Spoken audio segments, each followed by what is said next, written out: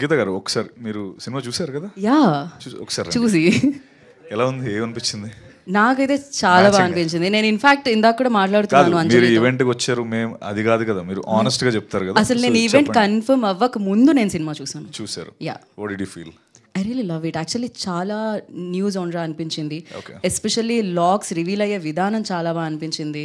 And ఇలాంటి అంటే దీంట్లో కూడా కమర్షియల్ ఎలిమెంట్స్తో పాటు ఒక మెసేజ్తో పాటు అండ్ నిజంగా తను చెప్పినట్టు ఎటువైపు వెళ్ళాలి, ఏది చెప్పాలి అనే ఒక క్వశ్చన్ మార్క్లో ఉంటారు ప్రతి ఒక్కళ్ళు. అండ్ అది నాకు చాలా బాగా అనిపించింది. Thank you. So this exactly ఎందుకు అడిగానంటే, మాకు 80% ఆఫ్ ద పీపుల్ నేను మాట్లాడుతున్న వాళ్ళందరూ నాకు మీరు చెప్పిందే చెప్తున్నారు. అంటే ఈ పాయింట్స్ ఈ స్పెసిఫిక్గా మాట్లాడుతున్నప్పుడు ఎంత హై మీరు ఫీల్ అయ్యి మాట్లాడుతున్నారో అంతే హై నాతో మాట్లాడుతున్నప్పుడు ఈ సినిమా గురించి ఎస్పెషలీ వాళ్ళు మాట్లాడుతున్నారు. Thanks to my darling, my buddy Eeshwar Karthik. ఎందుకంటే ఈ సినిమా ద్వారా నన్ను రాటు తేల్చేశాడు మనిషిగా.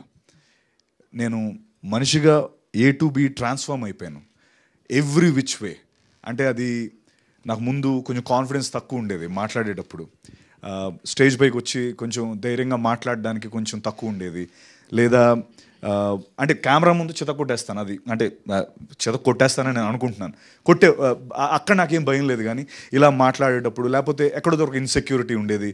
Body what do you think, మనం కొడుతున్నావారా ఏంటి, సినిమా కొంచెం ప్రాసెస్లో వెళ్తున్నప్పుడు కొన్నిసార్లు ఆగింది, ముందరికి వెళ్తుంది, కొన్నిసార్లు ఏదో మాకు ఇష్యూస్ వచ్చాయి. ప్రతిసారి రాత్రి 2 గంటలకి 3 గంటలకి నేను మాట్లాడుకునే వాళ్ళం. అప్పుడు తను నాకు నా బర్త్డేకి ఒక వీడియో పంపించాడు. ఆ వీడియో ఏంటంటే అందులో రాసిపెట్టి ఉంటుంది అనమాట. అందులో వీడియో సారాంశం ఏంటంటే, ట్రస్ట్ ద ప్రాసెస్, గాడ్ నీకు ఓన్లీ విజన్ ఒకటే చెప్తాడు. అంటే నీకు ఈ సినిమా హిట్ అవ్వాలి అని మాత్రం నీకు బుర్రలో వచ్చేలా చెప్తాడు తప్ప, హిట్ అవ్వడానికి నువ్వు పడే తాపత్రయం, నువ్వు పడే లోటుపాటు, లేకపోతే నీకు పడే బాధలు ఇవన్నీ గాడ్ చెప్పడు. ఎందుకంటే ఒకళ్ళు చెప్తే నువ్వు ఆ సినిమా చేయవు. వదిలే బాబు నాకెందుకు ఇది, హ్యాపీగా ఇంట్లో కూర్చుంటాను, ఏసీ కింద లేకపోతే ఐటీ ఉద్యోగం చేసుకుంటాను అనుకుంటావు అని చెప్పి దాని సారాంశం. నిజంగా తన ఆ వీడియో నాకు పంపించిన రోజు నుంచి ఈ రోజు వరకు జరిగిన ప్రతీది ఒక గ్రేటర్ గుడ్ కోసమే, ఒక గ్రేటర్ పని కోసమే. అంటే ఈరోజు ఈ సినిమా అన్నయ్య చెప్పినట్టు బొమ్మ సూపర్ హిట్ అవ్వడం కోసమే అని మేము నమ్మాం. ఈరోజు నిజంగా అది ఆ బొమ్మ సూపర్ హిట్ అయ్యింది. అండ్ ఇంకో విషయం, సో నేను రాటు తేల్చాడు అన్నానే, అది ఎందుకో కూడా చెప్తాను. నిజంగా నేనైతే ముందు ఇలా ఉండేవాడిని కాదు అన్న, మీ అందరికీ తెలుసు, మీరు అందరూ చూసే ఉంటారు. ఎక్కడో కొంచెం నమస్తే అండి ఇలా వాటి నాకు బెరుగు ఉండేది. చాలా ఎక్కువ నేను ఓపెన్ అయ్యేవాడిని కాదు. నిన్న నేను కాలేజ్ ఈవెంట్కి వెళ్ళా, 15,000 మంది క్రౌడ్ ఉన్నారు. అసలు నాకు శంషేరి అటు ఇటు తిరుగుతున్నాను, కొంచెం బాడీ లాంగ్వేజ్ మారిపోయింది. అది తర్వాత ముందు అరే మనకి ఎలా వస్తుంది, లేకపోతే రివ్యూస్ ఎలా ఉంటాయి, మనుషులు ఎలా రియాక్ట్ అవుతారు, అంటే because everything ads to a film కదా అనే టెన్షన్ ఉండేది. ఈ రోజున దానికి అతీతంగా సినిమా హిట్ అయింది. అంటే అన్ని విధాలా నాకు జీబ్రా ఈరోజు ఇక్కడ నించోవడానికి, నా బాడీ లాంగ్వేజ్ మార్చడానికి, లేకపోతే నాకు హిట్ ఇవ్వడానికి, అంటే అన్నిటికీ అతీతంగా నేను ఒక కోట్ నమ్మాను. ఆ కోట్ ఈరోజు నిజమైంది. ఆ కోట్ ఏంటంటే, win the crowd, you will win your freedom. I one the crowd. నేను చాలా గర్వంగా చెప్పుకుంటున్నాను. నేను నిన్న మొత్తం స్టార్టింగ్ 20వ తారీఖున ప్రీమియర్ వేసాం. 20వ తారీఖు ప్రీమియర్ వేసాం. అది ఊరికే జస్ట్ తెలుసుకుందాం వైబ్ ఏంటి అని చెప్పి. తర్వాత 21వ తారీఖు 9 ప్రీమియర్లు వేసాం. 22, 23, 24 ఈరోజు. ప్రతిసారి ఇప్పటికి నేను ఒక 25 షోలకి వెళ్ళాను. 25 షోలు రన్నింగ్ షోస్కి వెళ్ళాను. 25 డిఫరెంట్ షోస్లోని ఎక్కడైతే నెంబర్ 1 షోలో ఎక్కడైతే నవ్వుతున్నారో, ఎక్కడైతే హూట్ చేస్తున్నారో, ఎక్కడైతే అరుస్తున్నారో, నిన్న మల్లికార్జున్ 800 థియేటర్ కెపాసిటీ ఫుల్ అయిపోయింది. అక్కడ సేమ్ రియాక్షన్, ఇంకా ఎక్కువ ఎరప్ట్ అవుతున్నారు. నేను నిజంగా నాకు ఈ సినిమా ద్వారా మీరు నాకు ఇచ్చిన కాన్ఫిడెన్స్ ఏంటంటే, అన్నిటికీ అతీతంగా సినిమా ఆడుతుంది, అన్నిటికీ అతీతంగా సినిమా ఆడుతుంది అన్నదానికి నాకు మీరు చాలా కాన్ఫిడెన్స్ ఇచ్చారు. ఈ మాట నేను ఎందుకు చెప్తున్నానంటే, ఏం లేదు, బేసికలీ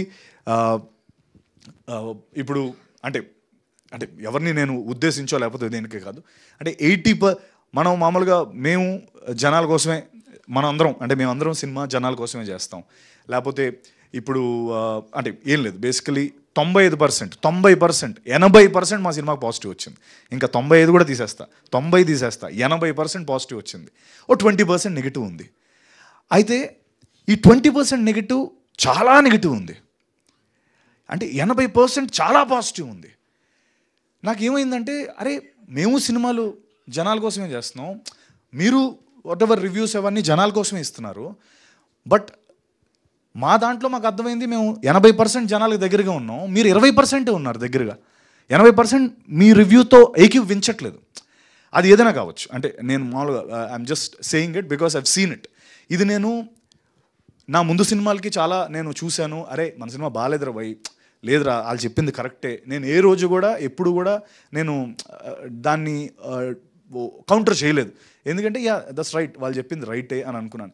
ఈ విషయంకి వచ్చేటప్పటికి లైవ్ చూస్తున్నది వేరుంది, జనాల్లో ఉన్న స్పందన వేరుంది, ఇక్కడ వేరేగా ఉంది. అంత ఆస్మాన్ ఫరక్ నాకు అర్థం కాలే. అరే ఇప్పుడు వీళ్ళకి నచ్చకూడదు కదా, వీళ్ళకి ఎక్కడో మధ్యలో 50%లో ఉండాలి కదా, అటు ఇటు మరి 80-20 డిఫరెన్స్ ఉంది ఏంటి అన్నది కొంచెం బాధ అనిపించింది. అది ఎందుకు అలా జరిగింది అంటే మేబీ 80%కి నచ్చి అంటే మిగతా ఏదైనా జనరేషన్ గ్యాపా, లేకపోతే కొంతమంది నచ్చలేదంటే ఏమైనా, అది ఏమో ఐ డోంట్ నో, అది నాకు నిజంగా అర్థం కాలేదు. బట్ అంటే చాలామంది ఇది నేను చెప్పిన దానికి కొంతమంది అనొచ్చు అంటే మాది జస్ట్ అన్ ఒపీనియన్ మాత్రమే అని. బట్ కాదండి, ఒపీనియన్ మాత్రమే కాదని నా ఫీలింగ్ అన్న. ఎందుకంటే బేసికలీ మీ సంస్థకో లేకపోతే మీరు రాసే దానికో లేకపోతే చాలా క్రెడిబిలిటీ ఉంటుంది, అంటే ఒక ఇన్స్టిట్యూషనల్ క్రెడిబిలిటీ, అది ఇండివిజువల్ క్రెడిబిలిటీ కాదు, అంటే ఆ ఇన్స్టిట్యూషన్ ఎన్నో వాళ్ళుగా నమ్మిన క్రెడిబిలిటీ మీద వచ్చే ఇది. సో అది ఒపీనియన్ కాదు, it's an institution as a whole. ఆ credibility comes from an institution. Opinion is individual but it comes from an institution, కాబట్టి క్రెడిబిలిటీ ఇస్ బిగ్గర్. సో ఎందుకో నాకు అది అఫ్కోర్స్ నేను ఇప్పుడు మీరు అందరూ అనుకోవచ్చు 80% పాజిటివ్గా ఉంటే ఇంకేంటి ప్రాబ్లం అని చెప్పి, బట్ ఆ ఇన్స్టిట్యూషన్కి చూసి ఆ 80% అంటే మాకు కొంత తను అన్నట్టు అఫ్కోర్స్ తను చెన్నైలో ఉన్నాడు, నాతో పాటు రాలే, వాకిన్స్ అదిరిపోయి గురు, నువ్వు వాకిన్స్ ఉంటాయండి మొత్తం మేము నిన్నంతా అదే పనిలో ఉన్నాం. So it's tremendous response. And ఇంకా నేను నిజంగా ఇందాక అన్నట్టు I one the crowd, I want my freedom. 10 ఏళ్ళుగా కింద మీద పడుతున్నాను. ముందు అంటే లాస్ట్ ఎప్పుడో నాకు ఆ బ్లఫ్ మాస్టర్ డేసే గుర్తొస్తాయి, ఎందుకంటే బ్లఫ్ మాస్టర్ ఫ్రమ్ డే 1 ఆడుతుంది అనుకుని కరెక్ట్గా డే రోజు నాకు అది దెబ్బేస్తుంది. ఆ దెబ్బ నుంచి కోలుకోవడానికి 5 ఏళ్ళు పట్టింది. మళ్ళీ ఇప్పుడు వచ్చా. నాకు మళ్ళీ కొంతమంది ఎవరైతే ఆ అన్నవాళ్ళే ఇది ఓటీటీలో చితగాడేస్తుంది, ఓటీటీలో చితగాడితే అది ఎందుకు ఎవరికి ఇది పూజకు పనికిరాని పువ్వులా అయిపోద్ది. సో ఓటీటీలో ఆడతాయన్న, అవన్నీ జరిగే పనులే, కానీ ఎందుకు ఓటీటీలో అంటే ఏంటి ఆ డిఫరెన్స్ ఏంటి, ఆ డిఫరెన్సియేషన్ ఎలా వస్తుంది అని నాకు తెలియట్లే.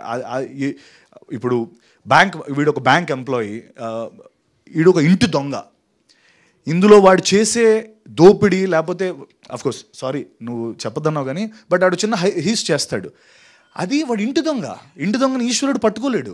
ఇప్పుడు మీ ఇంట్లో పని మనిషి ఉందన్న, మీ డబ్బులు ఎక్కడ పడుతుందో ఆవిడకి తెలుస్తుంది, తీసేస్తే ఎవరికి ఎలా తెలుస్తుంది, బయట నుంచి వచ్చేవాడు కష్టం. కానీ అందులో మా సినిమాలో డైలాగ్ కూడా ఉంటుంది, అరే బడి ఇంత చెప్తున్నావు మనం చేయగలమా అంటే, రే నువ్వు మర్చిపోతున్నావు, మనం బ్యాంకర్స్, వీఆర్ ఇన్సైడర్స్, నువ్వు ఎందుకు అంత కష్టం అనుకో.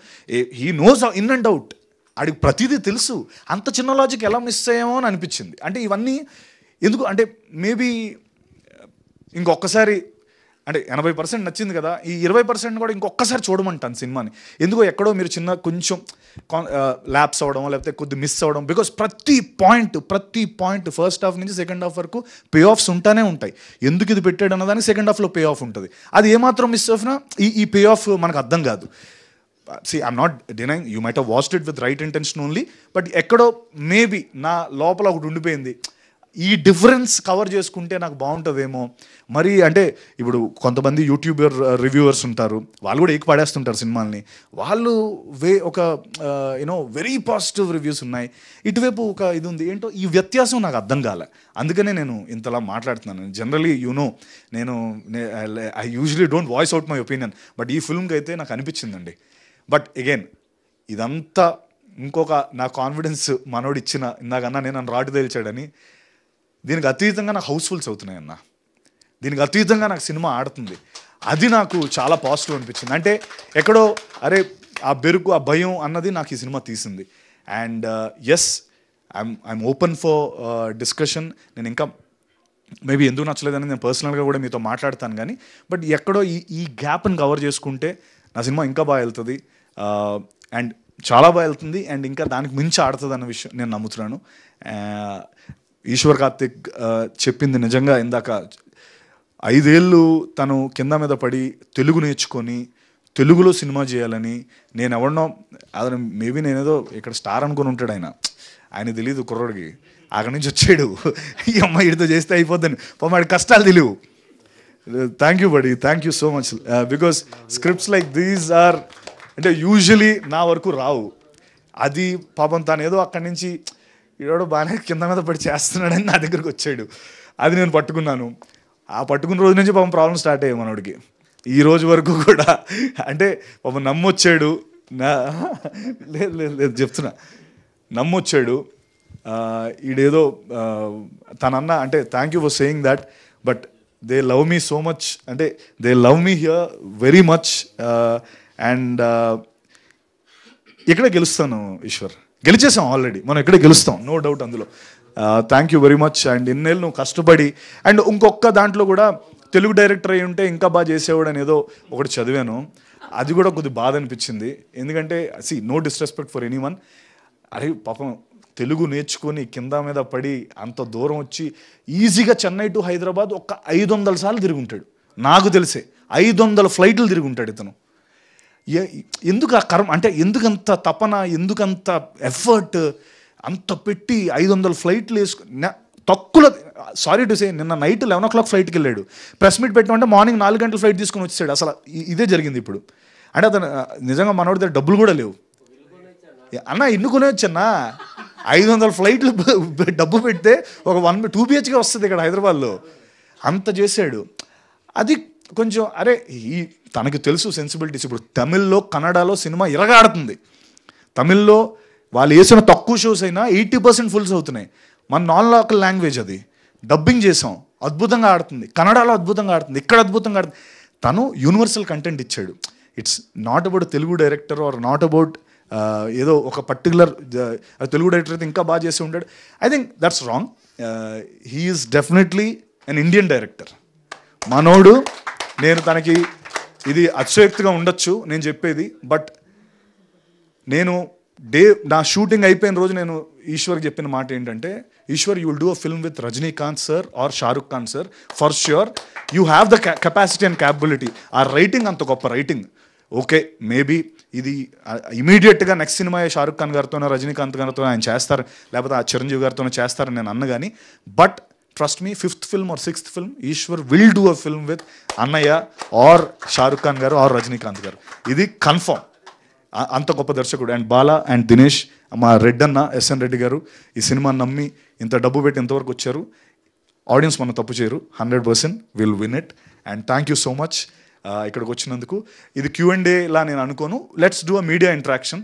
మీకు అనిపించింది అడగండి, నేను అనిపించింది వాట్ ఎవర్ ఇంటరాక్షన్ లాగా చేసుకుందాం. అంటే I don't want call it Q&A లా కాకుండా. Okay, thank you.